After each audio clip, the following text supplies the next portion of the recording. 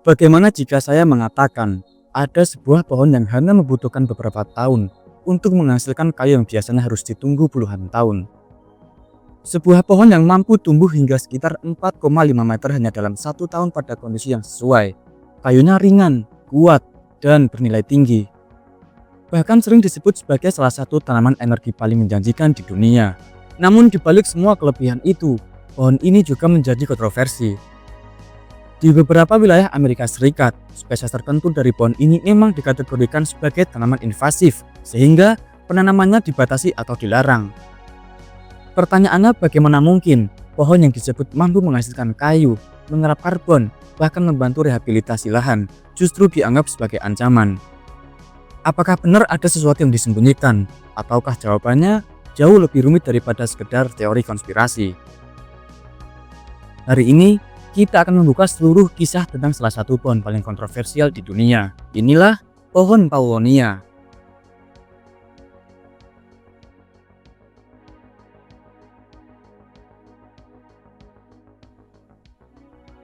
Selama ribuan tahun manusia selalu percaya bahwa pertumbuhan pohon membutuhkan waktu, bahkan sangat lama. Jika seseorang menanam pohon jati hari ini, mungkin anaknya yang akan menikmati hasilnya. Kalau menanam pohon oak, bisa jadi cucunya yang memanen. Itulah sebabnya industri kehutanan selalu identik dengan investasi jangka panjang. Banyak pohon komersial memerlukan waktu puluhan tahun sebelum layak dipanen. File sumber juga membandingkan pohon ini dengan pohon komersial yang membutuhkan waktu jauh lebih lama untuk mencapai ukuran panen. Lahan harus dipelihara, biaya terus berjalan, tetapi keuntungan datangnya sangat lambat. Lalu datanglah satu spesies pohon yang membuat banyak orang terkejut, yaitu pohon Paulownia. Dalam kondisi ideal, pertumbuhan tahun pertamanya dapat mencapai sekitar 15 kaki atau sekitar 4,5 meter. Bayangkan sebuah bibit kecil dalam waktu satu musim sudah berubah menjadi pohon yang menjulang. Tidak heran jika banyak orang mengira data tersebut hanyalah promosi. Namun pertumbuhan cepat memang merupakan salah satu karakter biologis yang paling terkenal dari genus Paulownia. Semua tumbuhan memperoleh energi dari matahari, tetapi tidak semua tumbuhan memanfaatkannya dengan efisien. Paulownia memiliki daun yang sangat besar. Pada fase muda, ukuran daunnya dapat mencapai puluhan sentimeter bahkan lebih. Daun yang lebar berarti permukaan fotosintesis juga semakin besar. Semakin luas permukaan hijau, semakin banyak cahaya yang ditangkap. Semakin banyak karbon dioksida yang diolah, semakin besar energi yang diproduksi. Dalam sebuah file sumber dijelaskan bahwa ukuran daun yang besar menjadi salah satu faktor yang mendukung laju pertumbuhannya yang luar biasa. Namun rahasianya bukan hanya pada daun. Sistem perakaran Paulownia juga berkembang sangat cepat. Akar aktif mencari air, mencari unsur hara, dan segera membangun fondasi bagi pertumbuhan batang. Karena itulah, energi tanaman tidak habis untuk bertahan hidup, melainkan digunakan untuk tumbuh cepat, bahkan sangat cepat. Sekarang mari kita berpikir sebagai seorang investor. Anda memiliki dua pilihan. Pilihan pertama, menanam pohon yang baru bisa dipanen setelah 30 tahun. Pilihan kedua, menanam pohon yang dapat dipanen hanya dalam beberapa tahun. Mana yang akan kalian pilih?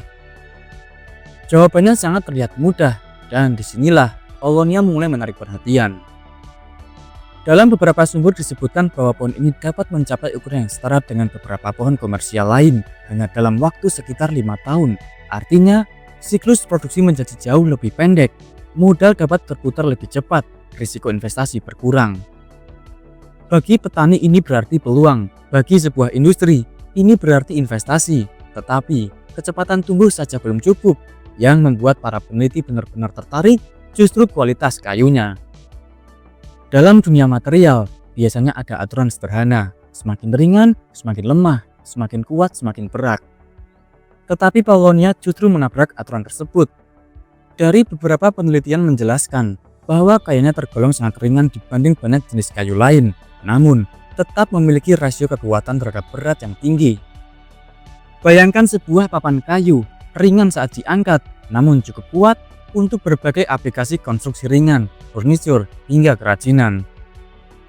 Inilah sebabnya kayu Paulownia digunakan dalam berbagai produk bernilai tinggi karena ringan, stabil, dan mudah dikerjakan, namun tidak mudah melengkung setelah dikeringkan. Sifat-sifat inilah yang membuat permintaan kayu Paulownia terus meningkat di berbagai negara. Pohon ini juga memiliki karakteristik yang sangat unik, yaitu pohon yang tidak benar-benar mati setelah ditebang. Disinilah keunikan berikutnya muncul. Sebagian besar pohon ketika ditebang selesai, harus menanam bibit baru, menunggu selesai, lalu menunggu bertahun-tahun lagi. Tetapi Paulownia memiliki kemampuan bertunas kembali dari tunggul setelah ditebang. Beberapa sumber menggambarkan kemampuan ini sebagai salah satu alasan mengapa pohon tersebut menarik untuk dibudidayakan. Fenomena ini dikenal sebagai co-pitching. Artinya sistem akar lama tetap hidup, cadangan energi masih tersimpan, batang baru pun muncul, tanpa harus membeli bibit lagi, tanpa membuka lahan baru, tanpa memulai semuanya dari nol.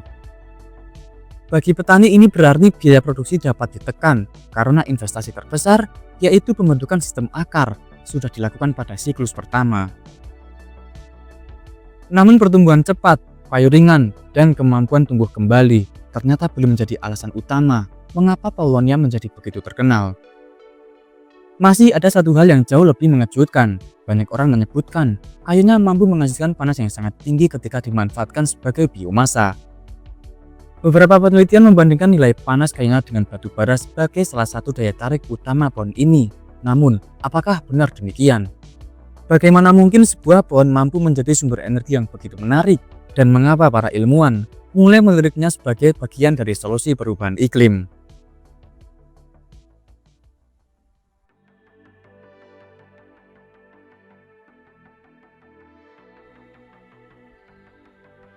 Selama lebih dari 1 abad, dunia dibangun di atas 3 sumber energi utama, yaitu batu bara, minyak bumi, dan gas alam. Ketiganya telah menggerakkan revolusi industri, membangkitkan listrik, hingga menopang pertumbuhan ekonomi dunia. Namun semua sumber energi itu memiliki satu kelemahan yang sama, yaitu jumlahnya terbatas. Semakin banyak digunakan, semakin sulit diperoleh, semakin mahal biaya produksinya, dan semakin besar emisi karbon yang dilepaskan ke atmosfer. Lalu muncul sebuah pertanyaan yang terus dicari jawabannya oleh para ilmuwan. Apakah mungkin ada pohon yang mampu menjadi sumber energi terbarukan tanpa harus menunggu puluhan tahun? Dan disinilah nama Paulownia kembali muncul. Dalam beberapa penelitian disebutkan bahwa kayu Paulownia yang telah dikeringkan memiliki nilai faktor tinggi dan dipromosikan sebagai biomasa yang sangat efisien untuk menghasilkan panas. Namun apakah benar kayunya lebih panas daripada batu bara? Mari kita bedah satu persatu. Saat kita membakar kayu, sebenarnya yang kita manfaatkan bukan apinya, melainkan energi yang tersimpan di dalam serat kayu. Lalu energi itu dikenal sebagai nilai kalor. Semakin tinggi nilai kalor, semakin banyak panas yang dapat dihasilkan dari setiap kilogram bahan bakar. Dalam kehidupan sehari-hari, kita mengenalnya sebagai kayu yang awet terbakar. Api lebih stabil, arang lebih tahan lama, dan panasnya dapat bertahan lebih lama. Sebuah penelitian menyebutkan angka sekitar 9.500 BTU sebagai nilai panas kayu Paulownia yang telah dikeringkan, lalu membandingkannya dengan kisaran nilai batu bara tertentu. Namun penting untuk dipahami, perbandingan seperti ini bergantung pada banyak faktor, seperti kadar air, jenis batu bara, cara mengeringkan kayu, dan metode pengujian laboratorium. Oleh karena itu, angka tersebut sebaiknya dipahami sebagai klaim yang dikutip dalam materi sumber, bukan sebagai kesimpulan yang berlaku untuk semua kondisi. Yang jelas, Paulownia memang dikenal sebagai salah satu kayu yang menarik untuk biomasa, karena pertumbuhannya cepat dan dapat dipanen berulang. Bayangkan sebuah siklus, hari ini Anda menanam pohon, 4 atau 5 tahun kemudian pohonnya dipanen, kayunya digunakan sebagai biomasa, lalu dari tunggul yang sama, tunas baru kembali tumbuh, tanpa perlu membuka hutan baru, tanpa membeli bibit baru, dan tanpa mengolah lahan dari awal. Inilah yang membuat banyak peneliti mulai tertarik pada konsep energi biomasa berkelanjutan. Dalam sebuah penelitian menjelaskan bahwa pohon Paulownia dapat bertunas kembali setelah ditebang, sehingga siklus panen bisa diulang dari sistem perakaran yang sama. Konsep ini berbeda dengan batu bara. Batu bara membutuhkan jutaan tahun untuk terbentuk, sedangkan biomasa dapat diproduksi kembali dalam hitungan tahun, bukan jutaan tahun.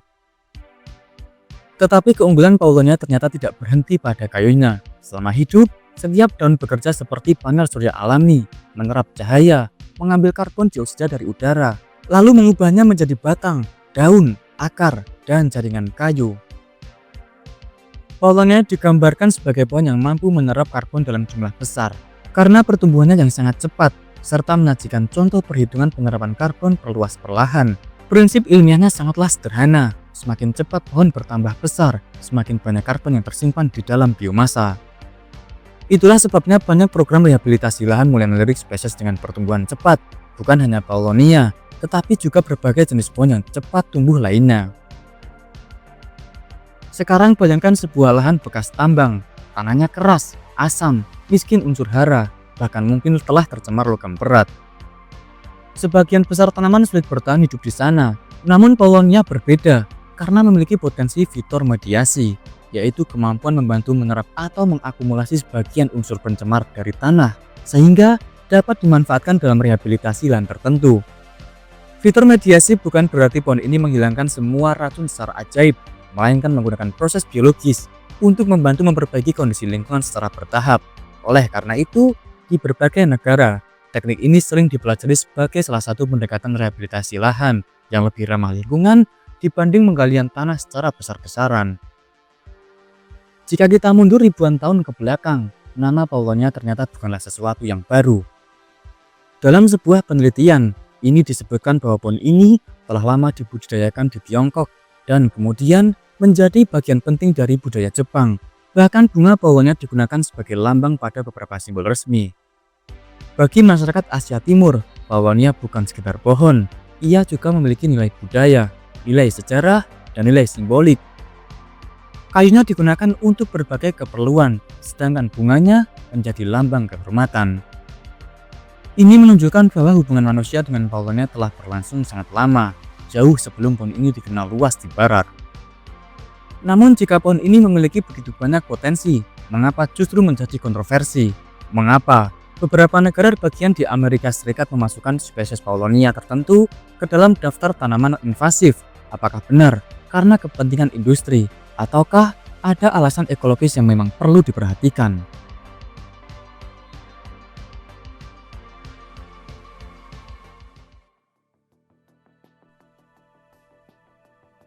Setiap kali sebuah teknologi baru muncul, hampir selalu ada dua kubu yang saling berhadapan. Kelompok pertama melihat peluang, kelompok kedua melihat resiko. Hal yang sama juga terjadi pada Paulownia. Bagi sebagian orang, pohon ini adalah masa depan kehutanan, tapi bagi sebagian yang lain, ia adalah spesies asing yang harus diawasi. Lalu siapa yang benar? Jawabannya ternyata tidak sesederhana memilih salah satu. Di dalam beberapa penelitian disebutkan bahwa beberapa negara bagian di Amerika Serikat membatasi atau melarang penanaman Paulownia, terutama karena dianggap memiliki sifat invasif yang dapat mengganggu ekosistem lokal. Apa sebenarnya yang dimaksud dengan tanaman invasif? Banyak orang mengira tanaman invasif berarti tanaman berbahaya, padahal tidak selalu demikian.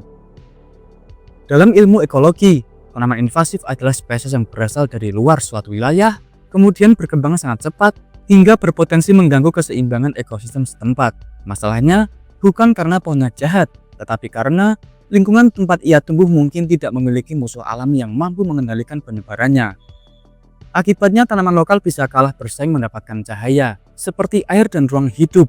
Oleh karena itu, beberapa wilayah menerapkan pembatasan terhadap spesies tertentu, bukan hanya Paulownia, tetapi juga berbagai tanaman asing lainnya. Alasan ekologis hanyalah kedok dan mengaitkan pembatasan Paulownia dengan kepentingan industri kayu, batu bara, hingga kredit karbon. Narasi tersebut memang menjadi bagian dari penelitian, namun penting untuk dipahami, materi yang diberikan tidak menyertakan bukti langsung yang menunjukkan bahwa pembatasan Paulownia merupakan hasil lobi industri. Oleh karena itu, pernyataan tersebut lebih tepat dipahami sebagai opini atau interpretasi dalam narasi video, bukan sebagai fakta yang telah dibuktikan di dalam dokumen sumber. Dalam sebuah dokumenter, membedakan antara data, interpretasi, dan dugaan merupakan hal yang sangat penting. Dengan cara itulah, penonton dapat mengambil kesimpulan berdasarkan informasi yang utuh. Salah satu hal yang menarik, Paulownia telah dibudidayakan di Tiongkok selama ribuan tahun. Pohon ini telah dimanfaatkan lebih dari 3000 tahun dan memiliki posisi penting dalam budaya Tiongkok maupun Jepang. Mengapa di sana tidak menjadi masalah besar? Jawabannya kemungkinan berkaitan dengan sejarah ekologinya. Di habitat asal, Paulownia telah menjadi bagian dari ekosistem selama ribuan tahun, seperti serangga, jamur, mikroorganisme, dan tumbuhan lain yang sudah beradaptasi dengannya. Namun sebaliknya, ketika suatu spesies dipindahkan ke wilayah yang benar-benar baru, kondisinya bisa berbeda. Inilah sebabnya suatu tanaman dapat menjadi sangat bermanfaat di suatu negara, namun memerlukan pengelolaan ketat di negara lain. Meskipun terdapat pembatasan di beberapa wilayah, ada proyek-proyek yang memanfaatkan Paulownia untuk rehabilitasi lahan bekas tambang, termasuk di Kentucky dan Virginia. Serta adanya penelitian dari perguruan tinggi seperti University of Kentucky dan Virginia Tech. Hal ini menunjukkan bahwa pendekatan terhadap Paulownia tidak selalu hitam atau putih. Di lokasi yang sesuai dengan pengelolaan yang baik, pohon ini justru dipelajari karena potensinya. Ini memberikan pelajaran penting. Sebuah teknologi atau spesies tidak selalu cocok diterapkan di semua tempat dengan cara yang sama. Yang dibutuhkan adalah penelitian, pengawasan, dan pengelolaan yang tepat. Lalu apa pelajarannya untuk Indonesia? Indonesia adalah negara tropis, memiliki ribuan jenis pohon asli, memiliki curah hujan tinggi, dan memiliki keanekaragaman hayati yang luar biasa. Oleh karena itu, jika suatu spesies baru akan dikembangkan, maka harus melalui kajian ilmiah. Lalu, apakah sesuai dengan iklim? Apakah berpotensi mengganggu spesies lokal? Bagaimana dampaknya terhadap tanah? Dan bagaimana manfaat ekonominya? Pertanyaan-pertanyaan seperti inilah yang seharusnya dijawab terlebih dahulu sebelum melakukan penanaman dalam skala besar. Dengan kata lain, tujuannya bukan sekedar mencari pohon yang tumbuh paling cepat, melainkan mencari pohon yang memberikan manfaat terbesar tanpa mengorbankan keseimbangan ekosistem. Jika kita melihat perjalanan Paulownia, kita akan menemukan sesuatu yang menarik. Satu pohon namun mampu memunculkan begitu banyak perdebatan. Ada yang melihatnya sebagai solusi energi, ada yang melihatnya sebagai peluang bisnis, ada yang melihatnya sebagai alat rehabilitasi lahan, dan ada pula yang menganggapnya sebagai ancaman ekologis. Mungkin pelajaran terbesar dari Paulownia bukanlah tentang seberapa cepat ia tumbuh, bukan pula tentang seberapa tinggi nilai kayunya, melainkan tentang pentingnya memandang suatu teknologi atau sumber daya alam secara menyeluruh, tidak berlebihan memujanya, tetapi tidak juga terburu-buru menolaknya. Alam seringkali menawarkan solusi yang luar biasa, namun setiap solusi selalu datang bersama tanggung jawab. Paulownia menunjukkan kepada kita bahwa satu spesies dapat menjadi sumber kayu, biomasa, dan penelitian rehabilitasi lahan. Tetapi pada saat yang sama juga memerlukan pengelolaan yang bijaksana agar tidak menimbulkan dampak ekologis di tempat yang tidak sesuai. Karena itulah pertanyaan yang paling penting bukanlah apakah pohon ini baik atau buruk, melainkan di mana pohon ini cocok ditanam, bagaimana cara mengelolanya, dan apa bukti ilmiah yang mendukung keputusan tersebut. Sebab pada akhirnya ilmu pengetahuan tidak dibangun dari prasangka, melainkan dari rasa ingin tahu, dari penelitian, dan dari keberanian untuk terus menguji setiap klaim dengan data. Jika video ini membuka wawasan Anda tentang salah satu pohon paling kontroversial di dunia, jangan lupa bagikan kepada keluarga, sahabat, dan sesama pecinta pertanian. Karena semakin banyak orang memahami ilmu, semakin besar peluang kita untuk membangun pertanian dan kehutanan yang produktif sekaligus berkelanjutan.